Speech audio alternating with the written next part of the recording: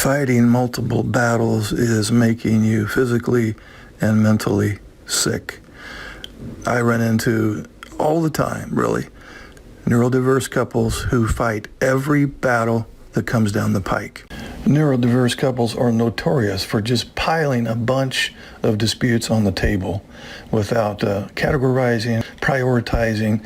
They won't talk about how sex isn't good, the money problems, kid problems, quality time or lack thereof, chores are not getting done, or somebody feels like they're doing all the chores, and pet peeves, dirty dishes, the in-laws, and the list just goes on.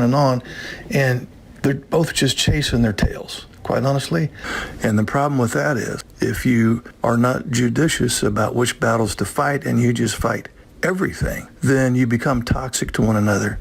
And you get the two of you in the same room, and it almost always ends up in some kind of a debate or argument or fight, etc. The problem with this is people who fight every battle that comes down the pike also are in a lot of emotional pain. Chronic, low-grade emotional pain is what I call it. And those who are in chronic, low-grade emotional pain tend to perceive slights and disrespect where there is none.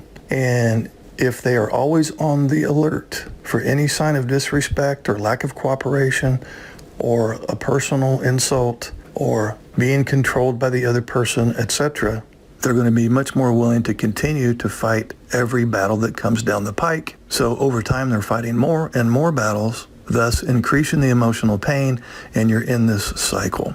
So obviously, you would want to do the opposite of that. And my suggestion would be to pick the top 3 issues that you want to resolve. I'm not saying don't fight any battles, and I am saying you want to do fair fighting, but you don't want to fight every battle that comes down the pike. And so I would say pick 3. Just for starters, pick 3, but don't fight all 3 at one time. So brainstorm about the most important issues. Keep it to 3 just for now. Try to have some dialogue on one of those 3. And then when you get some resolve on one of those, then you can move on to the second one. Then you can move on to the third one. All others are not fair game for one damn comment. Let me repeat that. Anything outside of those top 3 is not fair game for debate, argument, discussion, etc.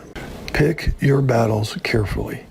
And if you choose to fight every battle that comes down the pike, you are choosing mental illness and physical illness. And if you're getting sick by fighting too many battles at once, hasn't manifested in mental health issues or physical health issues yet, give it a few years, and then you'll know exactly what I'm talking about.